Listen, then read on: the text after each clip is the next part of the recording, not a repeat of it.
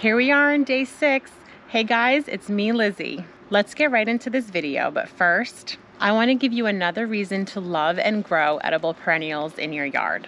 Perennials may last a long time, but sadly they don't last forever. Fortunately, many perennials are easy to propagate by dividing the plant's root system. Sections of the root clump are divided and then replanted to produce new plants. This is amazing because it gives you a head start and makes it that much easier to ensure that you're going to have a lifetime supply to harvest. So, wild leeks are definitely easy to propagate, with the USDA hardiness zone of 3 to 8. The entire plant is edible, including the top part of the bulbous. You may know them better known as ramps, and they have some of the flavor components of leeks, onion, and garlic. These perennials are very slow to reach maturity for harvest. So if you're planting them from seed, they will take about 7 years to harvest, while those started from bulb or young plants may be ready to harvest in 2 years.